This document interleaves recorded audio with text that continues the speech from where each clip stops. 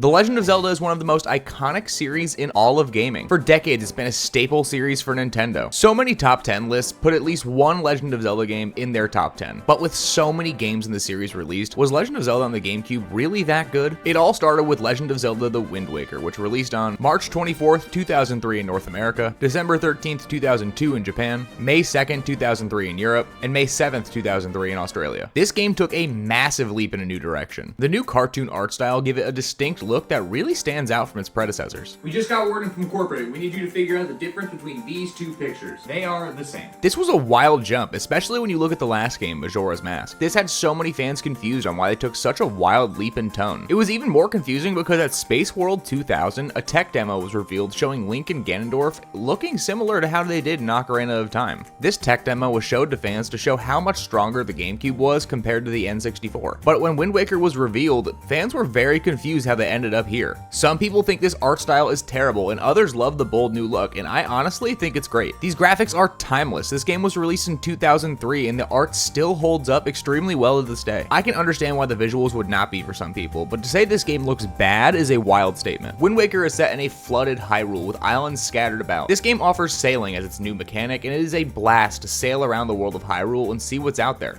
Exploring the Great Sea, finding hidden treasures, solving puzzles, and battling enemies all amount to a great Zelda experience. Exploration is a huge part of any Zelda game, and this game makes the series feel like a true adventure game. Taking to the seas to explore islands is something that just fits this formula extremely well, and I would love to see another game take a stab at this. The story begins on Outset Island, where Link eventually gets his sword, shield, and green tunic, and his sister gets snatched by a giant bird. This now becomes Link's problem, and he sets off to rescue his sister, and soon encounter a group of pirates led by Tetra. After Link and Tetra join forces, they figure out the bird was working for Ganondorf. Ganon, as always, is seeking to find Princess Zelda and the Triforce. Your journey has you exploring different islands and collecting pieces to restore the Master Sword. When you take to the seas, you sail on the iconic boat, the King of Red Lions. This boat not only serves as your transit, but also as a good companion. Sailing around Hyrule in the King of Red Lions offers an adventure that is truly one of a kind in the Zelda franchise. But exploring this world is an absolute joy. Seeing all of the different temples and enemies and islands and what they have to offer is something that is a truly one of the kind experience. The combat in this game is a little simple, but all the items that you get along the way are used perfectly. The gameplay is smooth, it has an incredible soundtrack, and overall, this game is just fun. But like any game, there's some issues. The game seems like it is just not enough. They ended up cutting 3 different dungeons out of this game. One early in the game to get the Blue Pearl, and the others were the Fire and Ice temples, which would have made this game even better than it already was. The major complaint I've had about this game is that I really want more of it.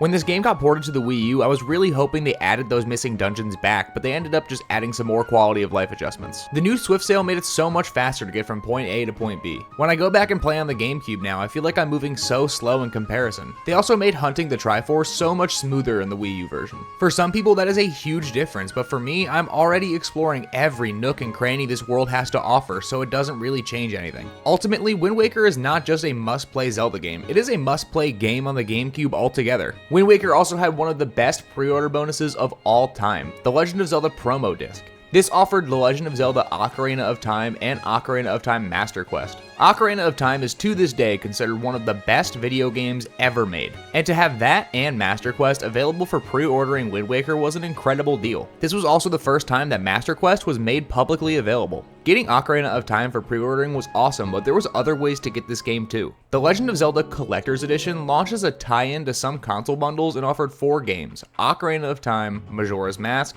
Legend of Zelda for the NES, and Legend of Zelda 2: The Adventure of Link. If you didn't get this with your GameCube, you could get it by registering or renewing your Nintendo Power subscription, or by registering 2 other Nintendo games from a select list. Any way you got this game, it was worth it. 4 legendary games playable on the GameCube, along with a 20-minute free trial of Wind Waker, was a deal that couldn't be passed up. The only problem with this is that rather than porting these games over onto the disc, they're actually ROMs run by emulators. This made these games not run incredibly well, especially with Majora's Mask. By having these games available, especially if you get them for free free is not a problem to me. It may not be the best way to play these games, but having them as part of the library is something truly underrated. The Legend of Zelda 4 Swords Adventures released on June 7th, 2004 in North America, March 18th, 2004 in Japan, January 7th, 2005 in Europe, and April 7th, 2005 in Australia. This game offered a unique multiplayer experience that allowed up to 4 players to team up using Game Boy Advance systems linked to the GameCube. Oh boy, wires! 4 Swords Adventure takes the standard Legend of Zelda gameplay and adds a fresh co-op twist, requiring players to work together to solve puzzles and defeat enemies. This game deviated from the classic open world style of Zelda games to a more linear story. If you can collect all of the items necessary to actually play this game, it offers a lot of fun moments to be had. But this game requires 3 friends to make it worth it at all. Guys,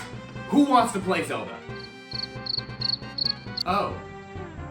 I need friends for that. This game is really held back by needing 5 consoles and link cables in order to make it work. If you could actually play it, this game was great, but having to go on a literal quest to collect 4 Game Boy Advances, 4 link cables, the game, and a GameCube before you can even start makes this something that most people should probably pass on. If you want to play this game, I recommend just getting Triforce Heroes for the 3DS. Modern technology makes this formula far more accessible for anyone who wants to try it. The Legend of Zelda Twilight Princess, released in December 11th, 2006 in North America, December 2nd, 2006 in Japan, December 15th, 2006 in Europe, and December 19th, 2006 in Australia. This game returned to a more realistic art style that was missing in Wind Waker. This game more resembled the tech demo from Space World 2000 and took the edginess of the Zelda series to an entirely new level. Twilight Princess offered a dark, more mature tone, with Link transforming into a wolf and exploring the Twilight Realm. The story followed Link as he fought to save Hyrule from darkness brought on by the evil villain Zant.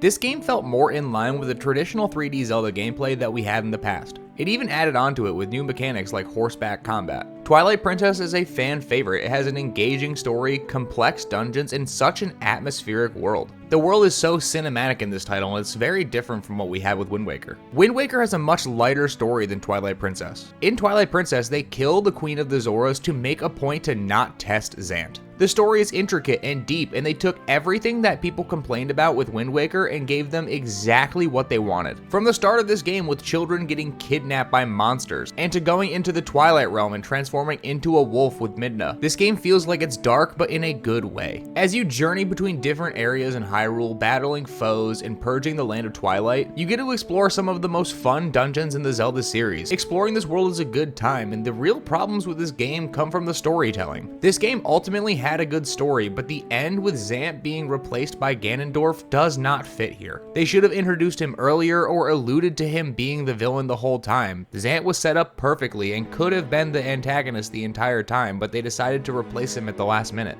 I understand that Ganondorf is typically the enemy in a Zelda game, but that doesn't mean that he always has to be. Zant was set up really well, and having Ganondorf come in at the last minute ruined everything that this game set up. But even with this change, this game offered a great Zelda experience from top to bottom. The wild tonal difference between the Wind Waker and Twilight Princess offered starkly different experiences, each with their own unique appeal. The Wind Waker's bright, colorful, and lighthearted tone were such a departure from the typical dark atmosphere of games like Ocarina of Time and Majora's Mask. Its art style and storytelling emphasized a sense of exploration instead of the typical Zelda adventure, where Twilight Princess embraced the darker, more mature and cinematic tones. Its realistic graphics and somber story explored themes of loss, courage, and struggle against evil. The change from Wind Waker to Twilight Princess resonated with fans who had grown up with the series and were looking for a more serious, immersive experience. The difference between these games showcased the series' versatility and ability to evolve over time, offering something that is for every type of fan. Whether you prefer the whimsical charm of Wind Waker or the darker, epic journey of Twilight Princess, the GameCube era had something for you. I can see why people will like or dislike these games for different reasons. Wind Waker fans love the vibrant art style, expressive characters, and sense of freedom that came along with exploring the Great Sea. However, some people felt the sailing mechanic felt tedious, and I get that. Twilight Princess fans love the engaging story, the atmospheric world, and the intricate dungeons. Some fans criticized the game for its slow pacing and extremely dark themes when compared to other entries in the series. And Four Swords Adventure was praised for its co-op gameplay and its unique approach to the Zelda formula.